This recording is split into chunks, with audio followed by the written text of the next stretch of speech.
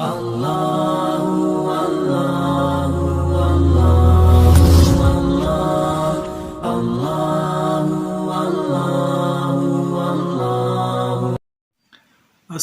علیکم دوستوں، میرا نام ہے محمد افضل کاسی اور آپ دیکھ رہے اسلام اینڈ مینٹور چینل۔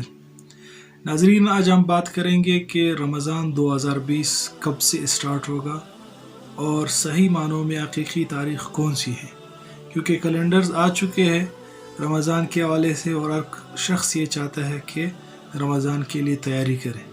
تو رمضان کی صحیح تاریخ ماہرین فلکیات نے کیا بتائی ہے، وہ 25 اپریل بتائی ہے۔ کیلنڈرز 24 اپریل کے آئے ہیں، لیکن صحیح معنوں میں جو تاریخ ہے وہ 25 اپریل ہے، جو رپورٹ بھی میں آپ کو آن کیمرہ آگے دکھا دوں گا۔ اور ناظرین، بعض لوگ کیلنڈر جلدی چھاپ دیتے ہیں اپنی مشہوری کے لیے، دکاندار حضرات اکثر اس طرح کرتے ہیں، اور وہ پھر ہم لوگ وہی لے آتے ہیں شروع میں، اور سحر و افطار اسی نقشے کے مطابق کرتے ہیں، حالانکہ اس میں بہت ساری کمی بیشیاں ہوتی ہے۔